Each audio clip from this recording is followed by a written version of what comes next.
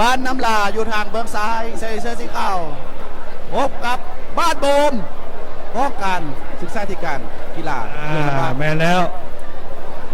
ถือว่าตอนนี้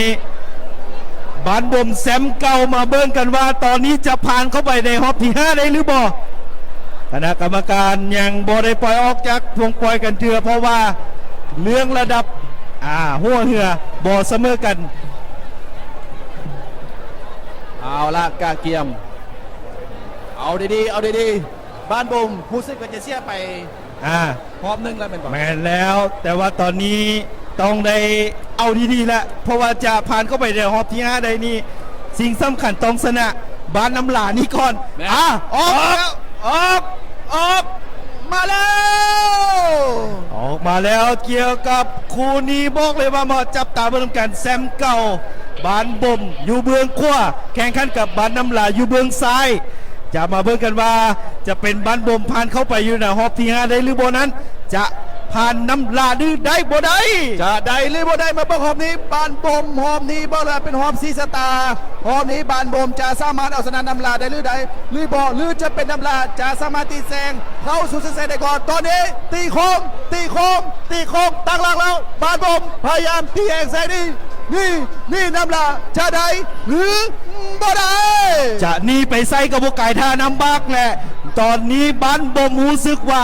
พละกำลังของพวกเขาบ่ได้ลดละเพราะว่าสิ่งสำคัญตอนนี้บ้านบ่มแซมเก่าจะเสียแซมหรือบ่ได้มาเบิ่งกันหรือบ่เสียแซมบังไกลๆตัวนี้รู้สึกว่าบ้านบ่มเริ่มจะล้ำหน้าขึ้นมากันน้อยนึงกันแล้วแต่ว่าน้ำลาพละกำลังก็ยังบ่ท้อบ่ถอยมาเบิ่งกันว่าตัวนี้น้ำลาจะเฮือดสุดท้ายจะตีแหกแซงบ้านบ่มจะได้หรือบ่ได้บ้านบ่มพยายามนี่จะได้หรือบ่ได้นี่ไปใส่ตอนนี้น้ำลาซิงกันขึ้นมาอยู่ขอให้บอกเลยว่าตอนนี้ขอให้น้ำลาใส่พละกำลังอย่างเต็มที่น้ำลาบาดบมน้ำลาบาดบมน้ำลาบาดบมน้ำลาบาดบมน้ำลาบาดบมน้ำลาบาดบมน้ำลาบาดบมน้ำลาบาดบมโอ้ยสุดบาดบมสู้เข้าสดใสโอ้หลอดไปแบบปิด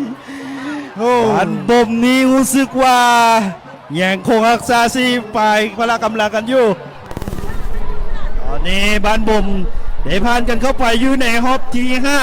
5เหตุให้บ้านน้ำลาต้องได้ไปแข่งขันกันอยู่ฉะนั้นต้องได้เบิ่งคืนว่าเป็นบ้านบ่มเข้ากินไล่ซ้ำได้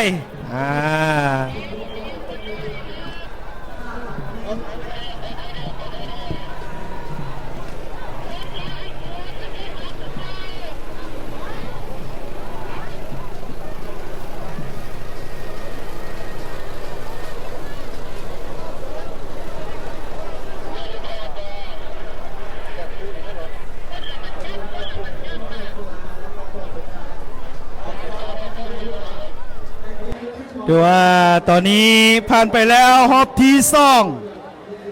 4คู่ด้วยกันที่ว่าตอนนี้บ้านบ่มผ่านกันเข้าไป